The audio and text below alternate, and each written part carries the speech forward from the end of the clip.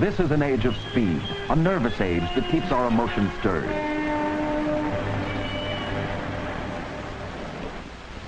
All of us, young or old, schooled or illiterate, are endowed by nature with the ability to live a life filled with many kinds of emotions. But whether we will show them in an uncontrolled outburst, whether we will act in some antisocial way, whether we swallow our upsets or deny them even to ourselves, we cannot do away with them. They are part of our personality.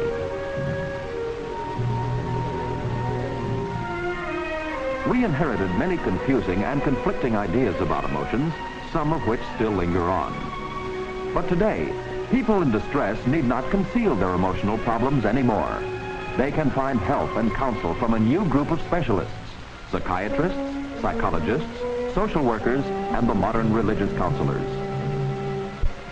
In this film, we're not concerned with clinically disordered emotions, but with everyday experiences involving emotions. For these, we must start at the beginning, with the newborn child. Welcome, young man. Welcome to life. For you, as for all children, life begins as an emotional experience. Obviously, this new and strange world comes as a shock to you. Though just 1 minute old, you are a personality with a name, an identity by which we recognize you as an individual. Look at him. This new individual is well equipped for all the physiological functions of living and for emotional responses to events around him. From his first breath, he is capable of being happy or unhappy, and can make others around him happy or unhappy. How he learns to use his inborn capacities will largely depend on what this new world offers him, how he, as a child, will experience his relations with others. For emotions are not learned deliberately like skills or facts. The baby will develop them through living with others, by responding to those who handle him, speak to him, comfort him, or provoke him, by reacting emotionally to those he sees and touches, to those whose songs he hears. And so as the child grows, he will learn many new things, some from books and teachers, but probably much more from trying, testing, accepting, and rejecting. In other words, from living with others. From the beginning, the child literally feels his way through life, loving, hating, worrying, trying to find a place for himself in this new world of grown-ups. From day to day, the basic emotional responses tie in with one new experience after another, with cue after cue, with the child's own responses to new situations and new cues. As an example, an infant experiences a strong emotional shock when the pediatrician gives him his first injection.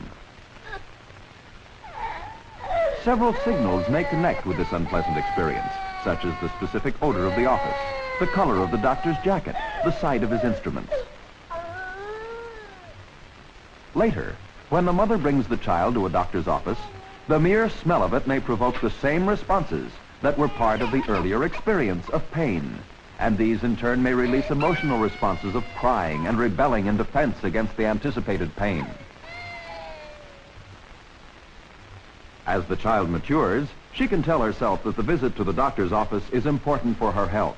Therefore, she can soothe her responses by reasoning, which means that she has learned to control an emotional reaction through signals given to herself by reasoning. In his daily routine, the child continuously learns about life. Memories of many of his early experiences may fade and seem forgotten, but they are rarely completely erased. Although he may not be conscious of them, they are often operating in his later life as the forgotten childhood. Where a young infant's drive has been kept low, where parents paid attention to his early requests, the child easily progresses to the next developmental step, exploration, striving to achieve some gratifications by himself. This struggling to achieve gratifications by himself is part of the preparation for later life. But even at the height of achievements, it will be the childhood patterns of his emotional experiences, that will largely govern his relations with others. That's why it is so important that he learns to manage emotions honestly as he develops physically. Where did a helpless infant get this capacity for emotions? Just as he could breathe, eat, and digest food from the time he opened his eyes, he could also respond with emotions. Let's try to visualize what goes on inside the human body when pain or danger threatens. The adrenal glands release hormones into the blood. The heart pumps the blood, carrying these chemical messengers to all parts of the body. In the liver, they release an emergency ration of stored sugar into the bloodstream. The heartbeat accelerates. The blood pressure goes up. Breathing becomes faster. From this point of view, we may describe emotions as primitive biological reactions to painful or threatening stimulations from outside, intense responses involving the whole body. From the very beginning, the human baby is equipped with this emotional defense setup. As his experiences grow, his emotional responses become more varied. Here is a boy just beginning to explore the world, with curiosity, with eagerness. But the road of exploration is not smooth. He is unable to handle his blocks, and so he is frustrated and disturbed. Sister's too young to help. Here comes Mother. The toy hammer is a good release for his emotional and physical reactions, and soon the blocks are forgotten. Someday he'll be able to meet such frustrating incidents without crying. From day to day, his play experiences are increasing, not without occasional upsets. These are his sister's crayons. And here's Lynn to claim her right. Don't man. You bad, bad boy.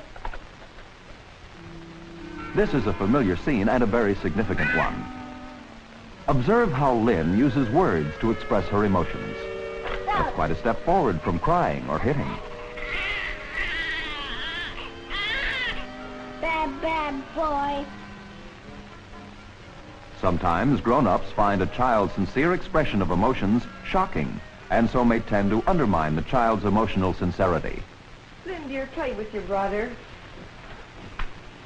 Come on, darling. Play with your brother. I don't like him. Well, Lynn, you don't really mean that. You love your brother, of course. I don't like him. Oh, be nice to brother. He's our baby. Send on my leg. Lynn is jealous of the baby and shows it. No use telling her that she must love Toby. Right now, she wants to get rid of the baby as competition for Mother's love. Mother's insistence that she must love Toby not only confuses her, but increases her jealousy.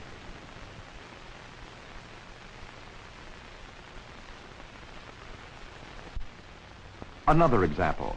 This one about learning and unlearning signals that cause emotional upsets. Patsy is scared of dogs, and so's her mother. Patsy's fear is strengthened by the examples of her mother's uneasiness. Whenever she comes out, there's a threatening animal on the street. Gradually, she withdraws from playing outside. One day, her father comes home from the office with a present. She's eager to see it. But out of the box comes a stuffed dog. No, she doesn't like dogs, not even stuffed dogs. It may take a long time for Patsy to become friendly to dogs. That is, to unlearn her fear of dogs. But not all so-called childish upsets are confined to little children. For instance, a youngster may fall back to bedwetting in protest against a new baby. Another may revert to thumb-sucking or nail-biting when facing an unpleasant or threatening situation, a new teacher, or stern parental demand. Adolescence is an especially sensitive age. Sometimes the fear of new responsibilities makes adolescents act in what we call a childish manner. These excursions to less mature behavior are often indications that some disappointment or pressure is weighing upon the youngsters. Recognizing this, parents, friends, and teachers can help them to overcome their troubles and return to a more mature level. We are getting increasingly aware that the emotional causes sometimes lead to physical discomforts, like in the case of this girl. Taking medicine alone may not cure her. Often a competent physician will decide to call upon a psychiatrist or psychologist to help him probe deeper into the emotional causes of certain ailments. Strong emotions tend to express themselves even when we try to hide or suppress them. When continuously suppressed, they may go underground and may interfere with bodily functions such as digestion or elimination, or they may disturb the heart and circulation, or give rise to recurrent headaches. Symptoms of such ailments are often called psychosomatic. Psychosomatic are such physical disturbances that have emotional causes. Up to now, we've been discussing mostly emotional upsets, but our satisfactions are emotions too. The natural love of parents for children is one of them. The affection of parents for each other. The stirrings of attraction between the young adults. All these and many more are high points of emotional satisfaction. The study of emotions is a complex subject. This film set out only to create an awareness of this problem by showing that we all are born capable of emotions, that we develop emotionally through living with others, that there is no golden rule or magic formula for emotional maturation, that emotions cannot be denied, only suppressed. If we recognize and accept our emotions, if we learn to channel them to useful purposes, they will become the raw materials for the building of healthy personalities, capable of feeling and therefore of living rich and full lives as useful members of society.